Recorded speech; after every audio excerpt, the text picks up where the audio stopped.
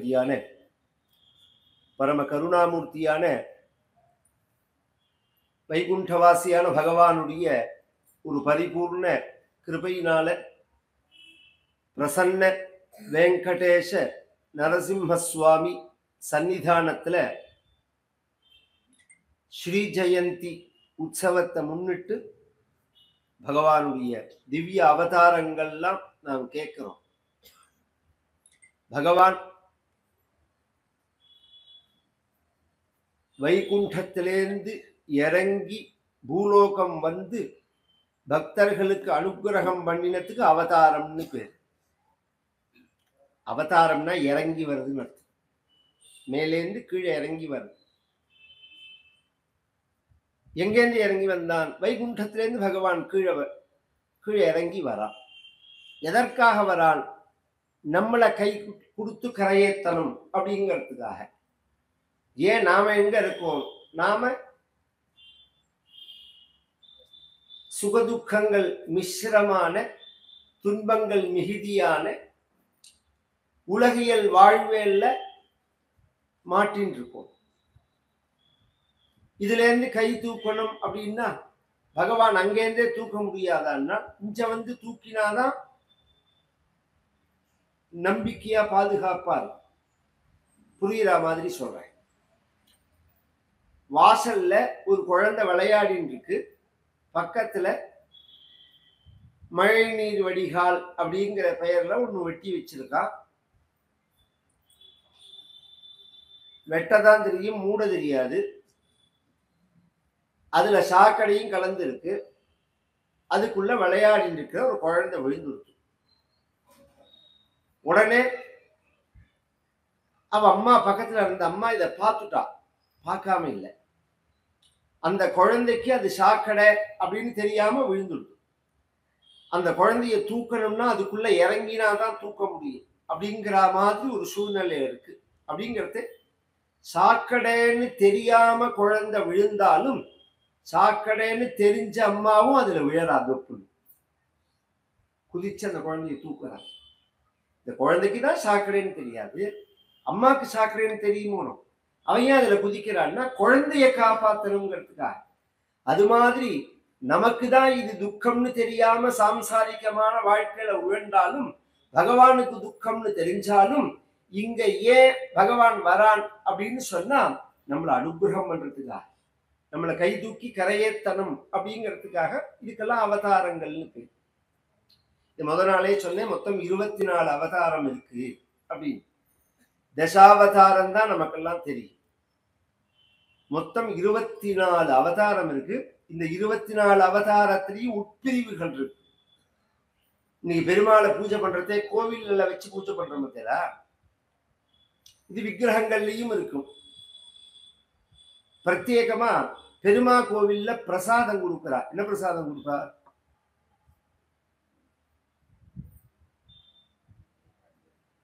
என்ன பிரசாதம் கொடுப்பா பெருமா கோவில்ல? தயிர் சாதம், புளிச்சாதம். இதை தவிர வேற ஒண்ணுமே செய்யல. சக்கரை பொங்கல், தீர்த்த பிரசாதம் கொடுக்குறாளே. இதெல்லாம் இல்லைன்னாலும் தீர்த்த பிரசாதம் கொடுக்குறாளோ. பெருமா கோவில்ல மட்டும்தான் அந்த தீர்த்த பிரசாதம் கொடுக்குறேன். ஏன்? இதுல விசேஷம் என்னன்னா, சிவன் கோவில்ல தான் 6 கால அபிஷேகம். ஒரிஜினலா பார்த்தா அங்கதான் தீர்த்த பிரசாதம் கொடுக்கணும். பெருமா கோவில்ல சுவாமிக்கு தீபாவளி தான் அபிஷேகமே. ஆனா பெருமா கோவில்ல தீர்த்த பிரசாதம் கொடுக்கிறோம் நாம. அது எதுக்குன்னு தெரியுமான்னா, பெருமா கோவில்ல தான் சாலக்கிராமம் இருக்கு. சாலக்கிராமம்னு ஒண்ணு. பெருமாளுக்கு தான் திருவாராதனம் விசேஷ நாட்கள்லயே தவிர சாலக்கிராமத்துக்கு நித்தியம் திருவாராதனம் பண்ணணும். சாலக்கிராமத்தோட தான் அந்த கோவில் இருக்கணும். இல்லைன்னா அந்த அந்த மூர்த்திக்குள்ள சாலக்கிராமத்தை வாங்கி வச்சுடணும். நரசிம்ம மூர்த்திக்குன்னு சாலக்கிராமம் இருக்கு. நீங்க என்ன கோவில் கட்டினாலும் அந்த மூர்த்திக்குள்ள சாலக்கிராமம் இருக்கு. வரதராஜர்னா சாலக்கிராமம் இருக்கு, மத்ஸ்யமூர்த்தினா சாலக்கிராமம் இருக்கு, ராமர்னா சாலக்கிராமம் இருக்கு, ஸ்ரீனிவாச பெருமாள்னா சாலக்கிராமம் இருக்கு, கிருஷ்ணன்னா சாலக்கிராமம் இருக்கு. கிருஷ்ணன்லயே சந்தான கோபாலன், வேணுகோபாலன், ராஜகோபாலன், ராதா கிருஷ்ணன், ருக்மணி கிருஷ்ணன், இப்படிலாம் சாலக்கிராமம் இருக்கு. இத்தனை சாலக்கிராமம் இருக்கு. அது மாதிரி சிவனுக்கும் இருக்கு. சிவனுக்கு 64 வடிவங்கள் மொத்தம். சிவனோட வடிவங்கள் 64. அந்த 64 வடிவங்களுக்கும் பானம்னு பெயர். சாலக்கிராமமும் கருப்பாதான் இருக்கும், பானமும் கருப்பாதான் இருக்கும். ரொம்ப பேர் இப்ப இங்க கடையில இருந்து வாங்கிட்டு வரா சாலக்கிராமம்னு. எங்கிட்டையும் வந்து கேட்பா, இது சாலக்கிராமம் தானே அப்படின்னு. வாங்கின்னு வந்தப்ப ஒரு காரியத்தை செஞ்சதுக்கு அப்புறம் ஒரு யோசனை கேட்கறத விட முட்டாள்தனம் உலகத்துல எதுவுமே கிடையாது.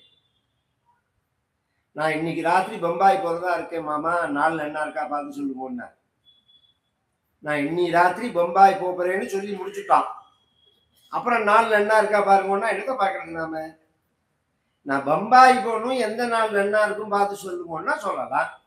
இன்னைக்கு ராத்திரி நான் பம்பாய் போறேங்கிற மாதிரி இதுவாது தேவையில்ல. இந்த ஜாதகம் பார்க்கறது கல்யாணமாகி ஒரு 30 வருஷம் குடும்பம் நடத்தி 2 குழந்தைகளை அடைஞ்சு அதுக்கப்புறம் எங்கிட்ட வந்து ஜாதகம் காமிக்கிறத எங்க 2 பேருக்குள்ள சண்டை வருது, ஜாதகம் பொருத்தமா இருக்கா பார்த்து சொல்லுவோம். 30 வருஷம் குடும்பம் நடத்தி குழந்தை குட்டியை பெற்றதுக்கு அப்புறம் ஜாதகம் பொருத்தமா இருக்கான்னு கேட்கறத விட முட்டாள்தனம் உலகத்துல உண்டா? இதை விட பெரியது என்ன தெரியுமா? அந்த ஜோசியம் பொருத்தமா இல்லைன்னு வேற சொல்லுவான் சில பேர். ஜாதகமே பார்க்க வேண்டாம் கல்யாணத்துக்கு. இதுதான் விஷயம். கல்யாணத்துக்கு ஜாதகமே பார்க்க வேண்டாம். ஜாதகத்தினாலதான் கல்யாணமே நிக்கிறது. நட்சத்திர பொருத்தம் கூட தின பொருத்தம் பிராமணாளுக்கு தானே தவிர மற்றவாளுக்கு கிடையாது. யோனி பொருத்தம், வேத பொருத்தம், ரஜ்ஜு பொருத்தம், இதெல்லாம் என்னென்ன பேருக்குன்னு சொல்லியிருக்கு. இதுலயும் ஒரு சூட்சுமம் சொல்றேன். ஏக நட்சத்திரம், ஒரே நட்சத்திரம் 27 நட்சத்திரம் இருக்கணும், அதுல 9 நட்சத்திரம் ஒரே நட்சத்திரமா இருந்தா கல்யாணம் பண்ணலாம் அப்படின்னு இருக்கு. அப்படி ஒரே நட்சத்திரமா இருந்தா இப்ப சொன்ன ஒரு பொருத்தமும் இருக்காது. ஏன்னா சந்திரனை வச்சிருந்தாவே நீங்க பொருத்தம் பார்க்கறேன். 27 பொருத்தத்துல ஒண்ணு கூட இருக்காது. கல்யாணம் பண்ணிருக்கோமே நாம. ஜாதகம் என்ன பார்க்கணும்னா நல்ல குழந்தையா, சௌமங்கல்யம் இருக்கா, கேரக்டர் வைஸ் சுத்தமா இருக்குமா, யோகமா இருக்குமா, இதெல்லாம் தான் ஆயுஷ் எப்படி இருக்கு, இதெல்லாம் தான் ஜாதகத்துல பார்க்கணுமே தவிர இந்த பொருத்தம்ங்கிறதுக்கு நான் அதனாலதான் பொருத்தம் பார்க்க மாட்டேன். யாரு கேட்டாலும் நான் பொருத்தம் பார்க்க மாட்டேன் அப்படின்னே சொல்லிடுவேன். அந்த காலத்துல எல்லாம் பொருத்தமே பார்க்க மாட்டான். பந்துஷீல லட்சண சம்பன்னா மனோபா முபயச்சேதா அப்படின்னு சூத்திரம் கல்யாணத்துக்கு. பந்துக்களா இருந்தா போரும், லட்சணமா இருந்தா போரும், ரோகம் இல்லாம இருந்தா போரும், அவன் கல்யாணம் பண்ணிக்கலாம். சீலம் இருக்கணும், நன்னடத்தை இருக்கணும். இந்த ஜோசியர்கள்லாம் இன்னைக்கு 100 ஜாதகத்தை கொண்டு கொடுத்தா 100மே பொருந்தலைங்கிறான். அதுவும் இந்த கொங்கு சைடு பேட்டம்னு வச்சுக்கோங்களேன், சேலத்துல இருந்து ஆரம்பிச்சு கோயம்புத்தூர் பிறந்தோம், ராகு கேது ஃபைல் ஜாதகம்னு ஒரு ஃபைல் வச்சிருக்காங்க. அதான் ரொம்ப மூடத்தான். ஜாதகம் பொய் இல்லை, நீ சொல்றது பொய்ங்கிற இந்த பிரச்சனையே அதுதான். ஜாதகம் பொய் கிடையாது, நீ சொல்ற பத்தியா ஒரு பலன் அது பொய். நீ சொல்றதை இல்லைன்னு நான் நிரூபிப்பேன். தாரேசே சுதகே பிரணஷ்ட வனிதா, இது ஜாதகத்தில் உள்ள ஒரு சூத்திரம். அப்படின்னா என்ன சார், இந்த சூத்திரமே தெரியாது ஜாதக ஜோசியம் சொல்றவனுக்கு. நீ வந்து இவன் அங்க இருந்தா எவன் இங்க இருந்தா அப்படின்னு சொல்ற, அதுக்கு பிரமாண ஸ்லோகம் சொல்லுன்னா சொல்ல தெரியாது. அது தமிழ் பாட்டா இருந்தாலும் சொல்லுன்னா சொல்லணும். இதுக்கு என்ன அர்த்தம்னா, 7 குடையவன் 5ல இருந்தான்னா பிரணஷ்ட வனிதா, அந்த பொண்ணானவள் மரணம் அடைவல்னு இருக்கு. கல்யாணம் பண்ணினா மரணம் அடைவல்னு இருக்கு. உடனே அந்த பையனுக்கு கல்யாணம் ஆகாதுமா. அதான் முட்டாள்தனம். லக்னம் பலமா இருந்து சப்தமாதிபதியும் பலமா இருந்தான்னா அப்ப என்ன ஆகும்னா ஒரு தடவை கல்யாணம் தட்டி போகும். அப்பயே அந்த தோஷம் நிவர்த்தி ஆயிடுச்சுன்னு அர்த்தம். ஒரு இடத்துல பேசி நன்னா நிச்சயதார்த்தம் வந்து அதுக்கப்புறம் நின்று போயிட்டுன்னா அந்த தோஷம் சரியா போச்சு. இது மாதிரி எல்லாம் நிறைய இருக்கு. அதனால நம்ம பாட்டுக்கு பலன் சொல்றதை எல்லாம் ஒருத்தர் சொல்றதை வச்சுக்கலாம் கன்ஃபார்ம் பண்ணக்கூடாது. அதனால நம்ம பெரியவாள்லாம் என்ன பண்ணுவா, சுவாமிகிட்ட உத்தரவு கேட்பா, பந்துக்களா இருந்தா பேசி வச்சுட்டு கல்யாணம் பண்ணிட்டே இருப்பா. கொஞ்சம் எட்டு ரிலேஷன் இருந்தா சுவாமிகிட்ட வச்சு பூ போட்டு கேட்பா, உத்தரவு கேட்பா, கல்யாணம் பண்ணி இருக்கலாம். 10 பொருத்தம் இல்லாம கல்யாணம் பண்ணி 50-60 வருஷம் சௌக்கியமா இருந்தவாளையும் நான் காமிப்பேன். 10 பொருத்தத்தோட பொழுது முடிஞ்சா சண்டை போட்டு இருக்கிறவாளையும் காமிப்பேன். அதனால அதெல்லாம் ஒரு ஒரு அறிகுறி, பலன். ஜாதகம் பொய் இல்லை, ஜோசியம்ங்கிற சாஸ்திரம் பொய் கிடையாது. அதுக்கு பலன் சொல்றா பத்தியில்தான், அதுலதான் டிஃபரன்ஸ் ஒப்பீனியன் இருக்கு. பரிகாரமே அவனோட நாலெட்ஜை பொறுத்துதான் பரிகாரமே. ஒரு சாதாரண கிராமத்துல உள்ள ஒரு வள்ளுவனை போய் நீங்க பரிகாரம் கேட்டேன்னா கோவிலுக்கு விளக்கு ஏற்றுவோம். அதுக்கு அடுத்த ஒரு பஞ்சாங்கக்காரரை போய் பரிகாரம் கேட்டேன்னா நீ இந்த பூஜை பண்ணு அப்படின்பர். அதுக்கு அடுத்தது சாஸ்திரிகளை போய் பரிகாரம் கேட்டேன்னா நீ இந்த ஹோமம் பண்ணும்பர். எங்களை மாதிரி தீட்சிதர்களை போய் பரிகாரம் கேட்டேன்னா மந்திர சாஸ்திரத்துல இருந்து சொல்லுவோம். யாருக்கு என்ன தெரியுமோ அதுதான் சொல்லுவோம். ஒரு பிரச்சனைக்கு 1000 பரிகாரம் இருக்கு, ஆளை பொறுத்து இருக்கு. ஒரு சாதாரண விவசாயி கிராமத்துல ஒரு நாளைக்கு 50 ரூபா 100 ரூபாய் சம்பாதிக்கிறான். அவனை போய் 10,000 ரூபாய் செலவழிச்சு சுதர்சனம்டா அப்பதான் அவன் கஷ்டம் போகும்னு சொல்ல முடியுமா? சொல்லவே வேண்டாம். நாயுருவி செடி எடுத்து நன்னா உன் தலையை இப்படி ஒரு சுத்து சுத்தி தூக்கி எறிஞ்சிட்டு இன்னொரு நாயுரு செடியை எடுத்து வீட்டு வாசல்ல வச்சேன்னா உன்னை பிடிச்ச பீடை போயிடும்னா போகும். இது அவனுக்கு தான் போகும். 10 கோடி ரூபாய் வச்சிருக்கிறவனுக்கு இது போகாது. 10 கோடி வச்சுட்டு இருக்கிறவனும் இந்த நாயின் தலைவசத்தை சுத்தனைங்கிறான். 5 ரூபாய் செலவழிக்காம. ஒரு ரொம்ப ஏழை ஒருத்தம் ரொம்ப கஷ்டப்பட்டான். ஒரு ஜோசியற்ற பரிகாரம் கேட்டான். ஒரு யோகீஸ்வரர் அவர், நீ என்ன பண்றேன்னு கேட்டான். வருமானமே இல்லை, ரொம்ப கஷ்டப்படுறேன்னு. நீ என்ன பண்றேன்னு கேட்டார். ஒரு 50 சென்ட் இருக்கு, அதுல விவசாயம் பண்ணி கரிகாலாம் போட்டு வியாபாரம் பண்றேன். இப்ப என்ன கரிகா போட்டிருக்கேன்னா புடலங்காய். ஒரு நாளைக்கு எத்தனை புடலங்காய் விற்கும்னா 15 to 20 புடலங்காய் காய்க்கும்னா அதுல ஒரு புடலங்காய் எடுத்து ஏதாவது ஒரு வேதம் படிச்சவர்கள் கையில கொடுத்துட்டு மிச்ச புடலங்காய ஃப்ரீயா கொடு, மிச்ச புடலங்காய வியாபாரம் பண்ணு. என்னோட ஏழ்மை போயிடுமான்னா இந்த ஜென்மால போகாது. இந்த ஜென்மா நீ முழுக்க இப்படிதான் இருந்தாகணும். அடுத்த ஜென்மால போகும். அடுத்த ஜென்மா நீ ராஜாவா போறப்பேன். அவன் கேட்டான், எனக்கு அப்படி ஞாபகம் இருக்கணும்னு நீங்க ஆசீர்வாதம் பண்ணணும்னா உனக்கு பண்றேன்னா இதே மாதிரியே பண்ணா அடுத்த ஜென்மால ஒரு காசி ராஜா, இது ஒரு புராணத்துல உள்ள கதை, காசி ராஜாவுக்கு மகனா பிறந்துட்டான். மகனா பிறந்து ஒரு 15-16 வயசு அவன் அடையும் போது இந்த ஞாபகம் அவனுக்கு வந்து, போன ஜென்மாவில் நாம புடலங்கா தானம் பண்ணிதான் இப்படி ஒரு பெரிய உயர்ந்த பதவியை அடைஞ்சோம் அப்படின்னு உடனே மார்க்கெட்ல உள்ள புடலங்காய் எல்லாம் கொண்டு வாண்டோம். கொண்டு வர சொல்லி போறவன் வரவனுக்கெல்லாம் புடலங்காய். இரண்ய கர்ப்பஸ்தம்னு மந்திரம் சொல்லல, வேற என்ன மந்திரம் தெரியுமா சொன்னா, அதனால இது கிடைச்சது, இதனால எது கிடைக்கும்னு கேட்டான். அதனால இது கிடைச்சது, இதனால எது கிடைக்கும். அந்த ஜென்மாவில புடலங்காதானம் பண்ணினத்தினால இந்த ராஜாங்கிற பதவி கிடைச்சது, இந்த ஜென்மாவில நான் புடலங்காதானம் பண்ணா என்ன கிடைக்கும்னு கேட்டான். இது என்ன புது மந்திரமா இருக்கு, இதுக்கு எப்படி பதில் சொல்றதுன்னு யாருமே சொல்லல. இவனுக்கு அந்த பரிகாரம் சொன்ன யோகீஸ்வரரே வந்தார். அந்த பிராமணரே வந்து தானம் வாங்கிட்டார். அவர்கிட்டையும் இந்த மந்திரத்தை சொன்னான். அதனால இது கிடைச்சது, இதனால எது கிடைக்கும்னு கேட்டான். உடனே அவர் சொன்னார், இதனால அது கிடைக்கும்னு.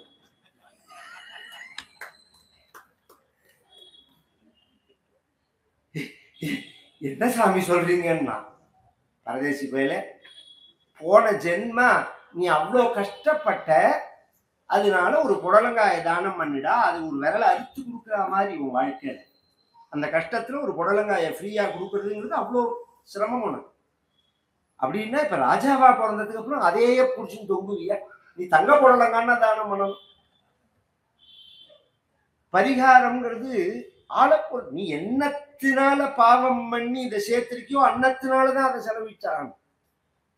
கோடிக்கணக்கா சொத்தை சேர்த்துட்டு 5 ரூபாய்க்கு விளக்கு ஏத்தினத்தினால போயிடுமா? இந்த கிராமத்துல ஒரு வச்சனம் உண்டு, இரும்பு உலக்கைய முழுங்கிட்டு அது ஜெரிமான ஆகிறதுக்கு சுக்கு கஷாயம் குடிச்சாங்க. முழுங்கினது இரும்பு உலக்க, சுக்கு கஷாயம் கொடுத்தா அது ஜெரிமான ஆகுமா? அது போல என்ன பாவம் பண்ணியிருக்கமோ அது அது அது அனாதான் ஆகும். அது ரொம்ப ஒரு விசேஷம் சொல்றேன். எம்ஜிஆர் காலத்துல, நான் அரசியல் பேச மாட்டேன், புரியறதுக்காக சொல்றேன். எம்ஜிஆர் காலத்துல ரொம்ப பக்க பலமா இருந்தவர் ஒருத்தர். பெரிய சாம்ராஜ்யம் அவர் வருது, கோட்டிக்கணக்கா. கேரளாவுல பையனூர்னு ஒரு இடம் இருக்கு. அதுல பணிக்கர்கள் இருப்பா. நாராயண பொதுவாள்னு ஒரு ஜோசியர் இருந்தார். ரொம்ப பெரியவர். 1,00,000 ஸ்லோகம் 2,00,000 ஸ்லோகம் பைஹார்ட்டா சொல்லுவார் ஜோசியத்துல. அவர்கள்லாம் சோழி போட்டா சோழி பேசும். இந்த பிரச்சனத்துல பொய்யே சொல்ல முடியும். நீங்க அவன் சொன்னதை நீங்க இல்லேன்னு சொன்னா பொய்ன்னு அர்த்தம். அதுதான் பிரச்சனத்துக்குள்ள விசேஷம். இவன் போனார், அவருக்கு இவருக்கு ஏதோ பிரச்சனை என்ன, உனக்கு நான் ஒண்ணுமே சொல்ல மாட்டேன், ஏன்னா நீ மகாபாபி, எத்தனையோ கொலை பண்ணியிருக்க, தப்பெல்லாம் பண்ணியிருக்க, அதனால உனக்கு ஒண்ணுமே பரிகாரங்கள் பலிக்காது. இந்த ஜென்மா நீ முடிச்ச அடுத்த ஜென்மாவில் அப்படின்னு ஏதோ சொன்னார். சண்டையெல்லாம் போட முடியாது. இன்னி காலம் மாதிரி இல்லை. இன்னி காலத்துல என்ன பிரச்சனைனா, இந்த ஜோசியன் என்ன பண்றான், அவனோட சேர்ந்து இவனும் ஃப்ராடு பண்றான். ஃப்ராடு பண்றவனோட சேர்ந்து இவனும் ஃப்ராடு பண்றதுனால ஒருத்தருக்கு சேர்ந்து ஒரே ஹோட்டல்ல திங்கிறது, ஒரே தெரியா குடிக்கிறது. பேசினா எப்படி பலிக்கும்? வாக்குல சுத்தி வேண்டாமா? வாக்பலம் வேண்டாமா? ஜோசியம்ங்கிறது தெய்வீகம் இல்லையா? நீங்க நினைக்கிற மாதிரி வெறும் கால்குலேஷன் கிடையாது. அந்த கிரக சலனம் தெரியணும் கண்ணுக்கு. இந்த பிரச்சனைங்கிறது புரியணும். அவர் சாஞ்சால உட்கார்ந்து இருந்தார். அவர் நீங்க ஏதாவது பரிகாரம் சொல்லணும், ஏதாவது பரிகாரம் சொல்லணும். அப்ப அவன் சொன்னார், கடைசியில 5 மணிக்கு ஒரு அதிருத்திரம் பண்ணுங்க. அதிருத்திரம் பண்ணா இந்த பிரச்சனை தீருவான்னா தீராதுன்னா. அப்புறம் எதுக்கு என்ன சொல்றேன்னு, நீ மகாபாபி, உன் பணம் ஏதாவது ஒரு வகையில நல்லத்துல செலவிட்டோம்ங்கிறதுக்காக சொன்னேன். அடுத்த ஜென்மாவிலேயாவது இதுல ஒரு ரிலீஃப் கிடைக்கிறதான்னு பார்ப்போம். இந்த ஜென்மாவில இதுக்கு உனக்கு பரிகாரம் பண்ணா பலிக்காது. பரிகாரம்ங்கிறது நீங்க நினைக்கிற மாதிரி அப்படியே வேரோட கிழிவிட முடியாது. மருந்து மாதிரி தான். 10 பேருக்கு ஒரு வியாதிக்கு மருந்து கொடுத்தா 8 பேருக்கு மருந்து வேலை செய்யறது, 2 பேருக்கு மருந்து வேலை செய்யலங்கிறதுக்காக மருந்து ஃப்ராடுன்னு அர்த்தம் இல்லை. உங்க உடம்பு அதை தாண்டி வீணா போயிடுதுன்னு அர்த்தம். அது மாதிரி அபுண்ணியசேவ சத்கிரியாக அப்படின்னு சாஸ்திரம். புண்ணியம் இல்லாதவனுக்கு நாம பரிகாரம் பண்ணி வச்சா பலிக்காது, பரிகாரம் பலிக்காது. அதனாலதான் எப்ப நீங்க முதல்ல தனுஷ்கோடியில ஸ்நானம், ஒரு நல்ல ஆயுர்வேத வைத்தியத்துல ஒரு மருந்து கொடுக்கறதுக்கு முன்னாடி பேதி கொடுப்பாவா. அது மாதிரி பரிகாரங்கள் பண்ணி வைக்கிறதுக்கு முன்னாடி போய் ஸ்நானம் பண்ணிட்டு வா, கங்கையில ஸ்நானம் பண்ணிட்டு வா, தனுஷ்கோடியில ஸ்நானம் பண்ணு, இத்தியாதிக்க பஞ்சகவியம் சாப்பிடு, பூனலை மாத்திக்கோ, இதெல்லாம் சொல்லுவார்கள். இது மாதிரி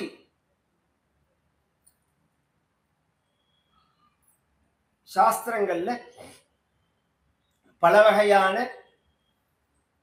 வழிபாட்டு முறைகள் இருக்கு. பகவான் பல அவதாரங்கள் பண்ணி தன்னுடைய கிருபையை வெளிப்படுத்தின ஒரு மகிமையை சொல்லக்கூடிய புராணமா பாகவதம் அப்படிங்கிறது அமையர். இதுல நேற்றைய தினம் பகவான் நாம வைபவன் சொல்லப்பட்டது. பகவானுடைய நாமாவை சொன்னா எப்படி நம்மளுடைய பாவம் போகும் அப்படின்னு. ஏன்னா நம்ம ஒரு தடவை நாராயணா, ஒரு தடவை ராமா, ஒரு தடவை கிருஷ்ணா, ஒரு தடவை சிவா, ஒரு தடவை மகாதேவா அப்படின்னு சொன்னா எப்படி சார் பாவம் போகும்? நான் பண்ணின பாவமே எனக்கு தெரியறது, மூட்டை கணக்கா நான் பண்ணி வச்சிருக்கேன். ஒரு தடவை ராமான்னு சொன்னா எப்படி போகும் அப்படின்னா, அங்க விஷயமே உன்னோட சக்திய அவர் எதிர்பார்க்கலன்னா, நீ எத்தனை தடவை ஜபம் பண்ற அப்படின்னு எதிர்பார்த்து அவர் அனுகிரகம் பண்ணல. அவரோட கருணையினால உனக்கு அனுகிரகம் பண்றார். அதுக்கு உதாரணம் சொன்னேன். மரண தண்டனை விதிக்கப்பட்ட ஒரு குற்றவாளி ஜனாதிபதிக்கு கருணமனு போட்டா அவனை ஜனாதிபதி விடுவிச்சாருங்கிறதுனால இவன் குற்றவாளி இல்லைன்னு ஆயிடாது. அதை தாண்டி ஜனாதிபதியோட பவர். அந்த ஜனாதிபதிக்கு போடுற மனுவுக்கே என்ன மனுன்னு பேரு? கருணை மனுன்னு பேரு. அதுதான் இந்த விஷயம். இந்த கருணை, பகவானோட கருணைன்னா அதுதான். உன்னோடது ஃபைனல் ஆயிடுது. நீ குற்றம் பண்ணினவன் பாப்பிங்கிறது கன்ஃபார்ம். அதை தாண்டி நான் உன்னை விடுவிக்கிறேன் அப்படிங்கிற மாதிரி, அதை தாண்டி நான் உன்னை ரட்சிக்கிறேன்னு நம்ம சாஸ்திரங்கள் சொன்னதை தான் ஒரு சட்டமா வச்சிருக்கா. நீ என்னதான் சனாதனம் இல்லை, அது இல்லை, இது இல்லை, ஒண்ணும் இல்லைன்னு சொன்னாலும் வாழ்க்கை முழுக்க இதை தாண்டி வெளியில பேச முடியாது, இதை தாண்டி ஒண்ணு செய்ய முடியாது. ஏன்னா நம்மளுடைய அமைப்பே அப்படிதான். எத்தனை விஷயங்கள் அந்நிய மதங்கள்லயே சொல்லுவேன் நான், அவ ஃபாலோ பண்றது முழுக்க ஹிந்து மத தர்மம்னு சில விஷயங்கள் எடுத்து காமிப்பேன். தேவையில்லாம கான்ட்ரவர்சியா நினைப்பாவா. நான் சொல்ல வர்றது சாஸ்திரத்தை சொல்றேன். அவர்களை மட்டப்படுத்தணும்னு, அவர்களை இழிவுபடுத்தணுங்கிறதுக்காகவும் இல்லை. எல்லாம் நம்ம மதத்துல உள்ள எச்சம் தான், ஒரு பிரிவு தான் அதெல்லாம். ஏன்னா அதுக்கெல்லாம் ஆரம்ப காலம் இருக்கு, நம்ம மதத்துக்கு ஆரம்ப காலமே கிடையாது. இத்தனை வருஷம் கிறிஸ்துவுக்கு அப்புறம் தான் கிறிஸ்துவ மதம். 2000 வருஷத்துக்கு முன்னாடி கிறிஸ்துவ மதம் கிடையாது. நீனே அது கன்ஃபார்மா சொல்ற. அப்ப 3000 வருஷம் முன்னாடி இருந்த மனிதர்கள் எந்த மதத்தை ஃபாலோ பண்ணினாங்க? 1500 வருஷம் முன்னாடிதான் நபிகள் நாயகம் வந்தார், அப்பதான் இஸ்லாம்னா. அதுக்கு முன்னாடி இவாளுக்கெல்லாம் தலைவன் ஆபிரஹாம்னு பேர் வைத்தார். அவர்கிட்ட தான் இந்த மதங்கள் 3 மதம் வந்தது, அவர்கள்ட்ட தான். அதுக்கு முன்னாடி யார் இது என்ன பண்ணினா? அதை முழுக்க எடுத்து ரிசர்ச்சா பதிவு பண்ணியிருக்கா. உலகம் முழுக்க உள்ள ஆராய்ச்சிகளை எடுத்து அந்தந்த தேசத்துல என்ன இருந்தது, எப்படி, எந்த ஒரு ஆசிரியர் சொல்லுவேன், நீங்க எகிப்துல ஜெருசீலத்துல எல்லாம் மித்ரா வருணன்னு தேவதையை பூஜை பண்ண ரெக்கார்ட் எல்லாம் இருக்கு. மித்ரன்னா சூரியன், சூரியனை வழிபட்ட வழிபாடெல்லாம் இருக்கு. மித்ரன்னா கூட சூரிய வழிபாடு இயற்கைன்னு ஒரே வார்த்தையில போட்டுட்டு போடுவேன். வருணன்னா நாங்கள் தமிழர்கள், நாங்கள் இந்துக்கள் இல்லை அப்படிங்கிறிய உன்னோட சிலப்பதிகாரத்துல இந்திர வழிபாடுன்னு இருக்கு, இந்திரனை பூஜை பண்ணினார்னு இருக்கு. இந்திரன் உங்க என்ன தமிழ் கடவுள? இந்த தமிழர்கள் இப்படி இதையும் பிரிச்சு மக்களை குழப்பறது. நமக்கு எல்லாரும் நாம ஒண்ணு ஒரு விஷயத்துல, நமக்கு ஆதார நூல் வேதம். வாழ்வியல்ல சொல்லப்படுற வாழ்க்கை முறை ஒண்ணுதான். பாரத தேசம் முழுக்க எடுத்து பார்த்தோம்னா நாம மொழியில மாற்றம் இருக்கும், உணவுல மாற்றம் இருக்கும், உடையில மாற்றம் இருக்கும், கல்ச்சர்ல மாற்றம் இருக்காது. கல்யாணம்னா எல்லாம் ஒண்ணுதான், ஒரே சில சில விஷயங்கள் தான் மாறுபடும், பாக்கி எல்லாம் ஒன்னாதான் இருக்கும். இதெல்லாம் நமக்கு அதுக்கெல்லாம் உட்கார்ந்து பேசுறதா இருந்தா பேசலாம். இன்னைக்கு டிபேட்ல பேசுறவன்னா எனக்கே வயசுச்சலா இருக்கும். அவன் ஏதோ கேட்கறான், இவன் ஏதோ சொல்லிட்டு போறான், அதுக்கு சப்ஜெக்ட் வைஸாவே பேச மாட்டான்னு வச்சுக்கோங்களேன். நாம நீ என்ன கேள்வி கேட்டாலும் நான் பதில் சொல்லுவேன் சாஸ்திரவத்தா. ஆனா நீ ஏத்துக்கணும். அது கண்ணை மூடின்னு ஏத்துக்க மாட்டேன்னு சொன்னா அதுக்கு பதில் சொல்ல முடியாது. நீங்க என்ன கேள்வி கேளுங்கோ அதுக்கு பதில் சொல்ல முடியும். சாஸ்திரத்துல இதுக்கு பிரமாணம் இருக்கு அப்படின்னு சொல்ல முடியும். எல்லாம் நம்ம மத சாஸ்திரங்கள்ல சொல்ல சமுத்திரம் இது, கடல் இது. அதனாலதான் கம்பர் பேர் அழகான மகா கம்பர் பாரதியார். பாரதியாருடைய தினம், பாரதியாரோட பிறந்த நாள். எவ்வளவு பெரிய உத்தமர் தெரியும், எவ்வளவு பெரிய மகான். ஒரு ஆச்சரியம், அவர் மகான்னு சொல்றதுக்கு சுதந்திரத்துக்காக போராடினவர்கள்ல பிரதானமானவர், நிரம்ப பாட்டுகள் மூலமா மக்கள்கிட்ட சுதந்திர தாகத்தை கொண்டு செஞ்சவர். சுதந்திரம் வாங்கறதுக்கு முன்னாடியே இறந்து போயிட்டார் அவர். சின்ன வயசுலயே 30 வயசுலயே 35 வயசுலயே இறந்து போயிட்டார். திருவள்ளிக்கலையில யானை மிதிச்சு. யானை மிதிச்சுன்னு சொல்ல முடியாது, பொதுவா சில விஷயங்கள் ஜாக்கிரதையா இருக்கணும். யானை, பாம்பு, ராஜா இவன்றெல்லாம் கிட்டக்கையே போக கூடாது. சாஸ்திரம் ஒரு அளவு வச்சுதான் பழகணும். அவன்ட்டு 3 பேர்த்தையுமே கிட்டக்கு போய் பழகக்கூடாது. ராஜா, பாம்பு, யானை. பதவியில இருக்கிற பழகம் அயோக்கிய பசங்க தான். இது மாதிரி தான் பொசுக்குன்னு போட்டுருவான் பாம்பு மாதிரி. அதனால கிட்டக்க போய் பழக, எவ்வளவு பெரிய ஆளா இருந்தாலும் கிட்டக்க போய் பழக, அவனோட ரிலேஷனே வச்சுக்கூடாது. ஒரு என்னவா இருந்தாலும் எட்டி நின்றுதான் பழகணும். இன்னைக்கு போய் பெட்ரூம்ல கட்டி அவனை எழுப்பி கொஞ்சிறார். இது எங்க போய் முடியும் தெரியுமோ? அசஜ்ஜன சேவா கர்தபயானம் அசம்ஸ்கிருதவாணி ஷட்சுனரோ லகுதாம் உபயாத்தின்னு சில காரியங்கள் மரணம் பரியந்த நம்மளை கொண்டு விட்டுடும். அதுல அசத்துகளோட ஸ்நேகம் வச்சுக்கிறது நம்மளை கொண்டு இழுத்து கொண்டு விட்டுரும் மரணத்துல. இப்ப விஷயம் பாரதியார் சுதந்திரத்தை பார்க்கல. ஆனா சுதந்திரம் அடைஞ்சா நாம எப்படி சந்தோஷப்படுவோம்ங்கிறத எழுதி வச்சுட்டு போயிட்டார். ஆடுவோமே பல்லு பாடுவோமே ஆனந்த சுதந்திரம் அடைந்து விட்டோம் என்று அப்படிங்கிறார். பல்லு அப்படிங்கிறது தமிழ்ல ஒரு சிஸ்டம். பாட்டுல பல்லு பாடுவதற்கு தான் பல்லர்கள்னு பேர், பறை சாற்றுபவர்களுக்கு தான் பறையர்கள்னு பேர். நீங்க அதை கொச்சைய பார்ப்புங்கிற அந்த இருபிறப்பாளனுக்கு தான் பார்ப்பான்னு பேரு. என்ன ஒருத்தன் பார்ப்பான்னா எனக்கு ஏன் கோபம் வருது? கோபம் வரக்கூடாது. நீ சொன்ன மாதிரி நான் பார்ப்பான் தான். இங்க ஒசத்தி மட்டம் கிடையாது. அத ஒசத்தி மட்டம் மாதிரி பிரச்சாரம் பண்ணி இப்ப சூத்ரன்னு சொன்னா மட்டம்னு இன்னைக்கு சொல்றோம். நாம கொச்சையா இன்னைக்கு பிரச்சாரம் பண்றா. அதுக்கு அர்த்தமே அப்படி கிடையாது. சுச்சம் திராவயதீதி சூத்ரஹா, கண்ணீரை துடைப்பவர்கள்னு அர்த்தம். சூத்ரன்னா விவசாயிகள்னு அர்த்தம். அப்படி ஒரு கொச்சையான வார்த்தைய வேதம் சொல்லுமா? பிராமணேஷு ராஜசுனஸ்தி உச்சம் விஸ்யேஷு சூத்ரேஷு மயிதேஹி ருச்சாருஜம் அப்படிங்கிறது. நாங்க 4 பேர் அண்ணா தம்பி, நாங்க 4 பேர் சௌக்கியமா இருக்கணும்னு வேதம் பிரார்த்திக்கிறது. மாதிரி நிறைய சொல்லலாம். இந்த ஒரு 300 வருஷமான ஒரு திட்டமிட்ட பிளானிங்னால சில சப்தங்களே கொச்சையானவைகளா ஜனங்கள் மனசுல படிகிற மாதிரி சொல்லிட்டான். இப்ப அதை சொன்னா குற்றம்னு வேற கொண்டு வந்துட்டான் சட்டத்துக்கு. அதை விட்டுருங்கோ. பல்லுங்கிறது ஒரு பாட்டு, உற்சாகத்துல பாடுறது, சந்தோஷத்துல. அதை எழுதி வச்சுட்டு போனார். அது மாதிரி எத்தனை மகான்கள் இந்த தேசத்துல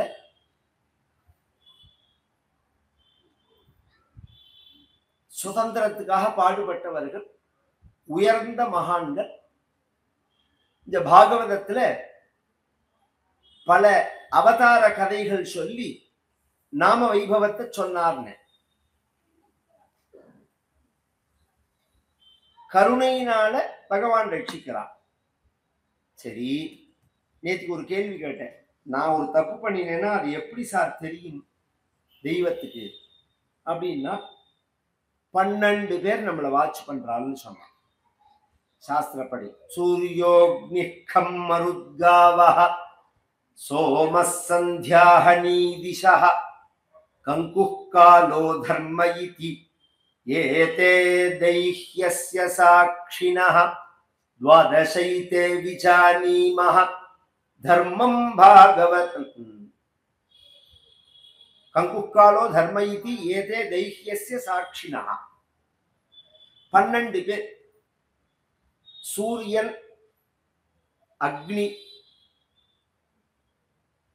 வாயு, பூமி, பசு, சந்திரன், கார்த்தால சாயங்காலம் உள்ள சந்தியா தேவதை, பகல் ராத்திரிங்கிற தேவதை, திக்குக்கள், ஆகாசம், கால தேவதை. இவர்கள் 12 பேரும் ஒழுங்காக வேலை செய்கிறார்களான்னு பார்க்கறதுக்கு ஒரு சூப்பர்வைசர் தர்ம தேவதை. நாம செய்கிற காரியம் எப்படி பதிவாகிறது அப்படின்னா சித்திரமா பதிவாகிறது. பிசிக்ஸ் படிக்கிறவாளுக்கு தெரியும் நான் சொல்ற விஷயம். இதோ இந்த கூடை இருக்கு. இந்த கூடை என் கைக்கு எட்டல. இந்த கூடையை நாம் எடுக்கணும்னு நினைக்கிறேன்.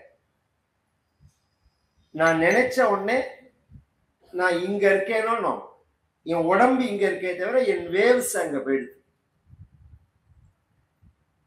என்னோட வேவ்ஸ் அங்க போறது. இது பிசிக்ஸ்ல ப்ரூவ் பண்ணிருக்கா. இன்னும் ஈஸியா புரியுற மாதிரி சொல்றேன். ஒரு குற்றவாளி வந்துட்டு போனான் அப்படின்னு சொன்னா ஒரு 25 மணி நேரம் கழிச்சு ஒரு நாய் அழிச்சுன்னு வரான். அதுக்கப்புறம் 100 பேர் வந்துட்டு போனாலும் செலக்டடா அந்த குற்றவாளிய ஸ்மெல் பண்றது அந்த நாய். மோப்பம் பிடிக்கிறது எப்படி? அப்ப எதையோ அவங்க விட்டுட்டு போயிருக்கான். அப்படிதானே? இந்த மாதிரி கண்ணுக்கு தெரியாததான விஷயத்துக்கு குப்தம்னு பேரு. கவனிச்சு கேளுங்க. ஏன்னா நம்ம மதத்தை பத்தி நாம் நன்னா தெரிஞ்சுக்கணும். கண்ணுக்கு தெரியாததுக்கு குப்தம்னு பேரு. நாம விட்டுட்டு போனதுக்கு படத்துக்கு சமஸ்கிருதத்துல சித்திரம்னு பேரு. இந்த குப்தமான சித்திரங்களை காப்பி எடுக்கிறதுனாலதான் சித்திரகுப்தன்னு பேரு. உட்காண்ட காமத்துல இன்னைக்கு செல்ல அழிச்சாலும் டிலேட் பண்ணாலும் எடுக்க முடியும்னு இருக்கணும். அதுல இருந்து அது மாதிரி நீங்க பண்ற அத்தனையும் எடுத்துருவான்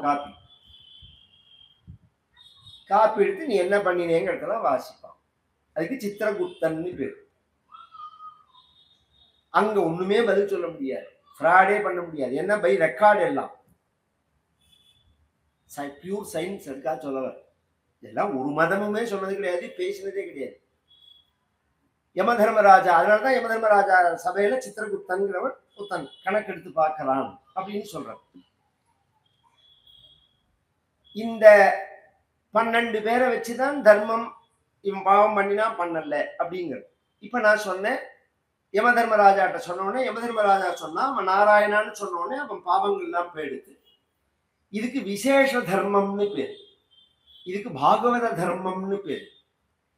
இந்த விசேஷ சாமானிய தர்மம் வேற, விசேஷ தர்மம் வேற. ஒரு கத்தியை எடுத்து ஒத்தனை குத்தினா கொலை, அது சாமானிய தர்மம். அதே நம்மளை தாக்க வந்தவன ஒத்தனை குத்தினோம்னா அது தற்காப்பு, அதுக்கு பேர் கொலை கிடையாது. ஆனா நம்ம ஊர்லயும் அந்த கொலைன்னு தான் ஃபைல் பண்ணுவோம், அது வேற விஷயம். அதுக்கு பேர் தற்காப்புன்னு பேரு. சட்டப்படி நிற்கவே நிற்காது, அது சட்டப்படி செல்லவே செல்லாது. தமிழ்லயே ஒரு வார்த்தை இருக்கு, தன்னை கொல்ல வந்த பசுவையும் கொல்லுன்னு இருக்கு. உன்னை கொல்ல வந்ததுன்னா பசுமானா இருந்தாலும் நீ கொல்லலாம்.